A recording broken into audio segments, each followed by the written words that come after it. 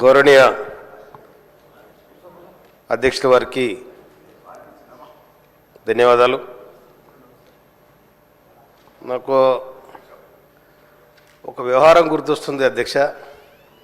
మా మాదిగోళ్లకు అడ్డుకులము సింధోళ్ళు ఉంటారు. మాదిగోళ్లకు అడ్డుకుల సింధోళ్ళు ఉంటారు. వాళ్ళ వృత్తి ఏంటంటే భాగవతులు ఆడతారు. వాళ్ళు భాగవతులు ఆడతారు.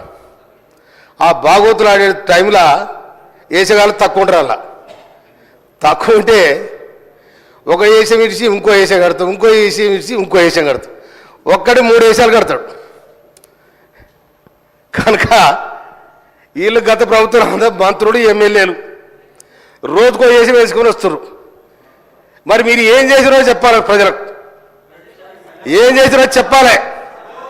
మంత్రులు చేసిండ్రు, ఎమ్మెల్యే చేసిండ్రు, ఇసుక దోపిడిగాళ్ళు, భూ దోపిడిగాళ్ళు సర్వం దోచుకున్నారు.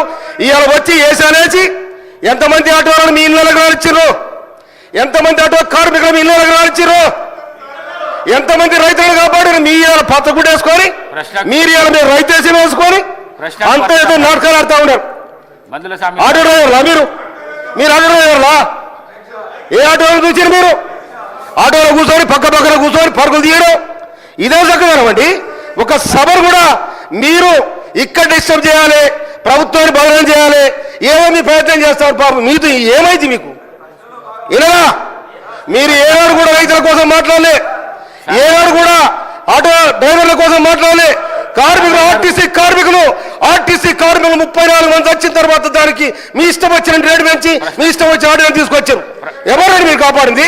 ఇవాళ మొత్తం రోజుకో వేషం వేసుకొని మీరు ఒక డ్రామా చేస్తా ఉన్నారు. డ్రామాలు బంద్ కావాలి. అదేవిధంగా అధ్యక్ష, నీటిపారుదల శాఖ మాత్యులు ఉత్తమ్ కుమార్ రెడ్డి గారికి నేను ధన్యవాదాలు తెలియజేస్తా ఉన్నా. మా దగ్గర ఉన్న బురాడి గారి కాలువకు గత ప్రభుత్వం ఏం చేసిందో ఎక్కడ చేసిందో బయటికి తొమ్మిది అవసరపడ్డారు. కానీ ఇలా రాష్ట్ర ప్రభుత్వం ఏర్పడిన తర్వాత, ఇందిరమ్మ రాజ్యంలో కాంగ్రెస్ పార్టీ ఏర్పడిన తర్వాత మేము మా ఉత్తమ్ కుమార్ రెడ్డి గారికి మా బురాయి గారి కాలం కోసం అప్పీల్ చేయడం జరిగింది. వారు 267 కోట్ల రూపాయలతోని 98 కిలోమీటర్లు పూర్తి చేయడానికి వారు బడ్జెట్ కేటాయించి టెండర్కు అయింది. వారు ధన్యవాదాలు. అదేవిధంగా కేతిరెడ్డి కాలువ 40-50 నుంచి 2 మండలాలు కలుస్తాయి. మధ్యరాల తుంగతుర్తి 2 మండలాలు కలుస్తాయి. ఆ కేతిరెడ్డి కాలువని ఎవరు పట్టించుకున్న పాపర పోలే. దాదాపు దాని కింద 150 ఎకరాలు మారుతుంది. కానీ కేతిరెడ్డి కాలువ కూడా దాదాపు 13 కోట్ల రూపాయలు మంజూరు చేసినందుకు గౌరవనీయ ఉత్తమ్ కుమార్ రెడ్డి గారికి, రాష్ట్ర ప్రభుత్వానికి నేను హృదయపూర్వక ధన్యవాదాలు తెలియజేస్తా ఉన్నా. అదేవిధంగా గౌరవ నాకు అవకాశం వచ్చింది, ఒక్క నిమిషం అధ్యక్ష. ఎర్రబాడు దొరలు నూతనకల్ మండలం ఎర్రబాడు దొరలు ఒక 60 సంవత్సరాల క్రితం దాదాపు 2300 ఎకరాల భూమి చిన్న సన్నకారు రైతులు వారి దగ్గర కొనడం జరిగింది.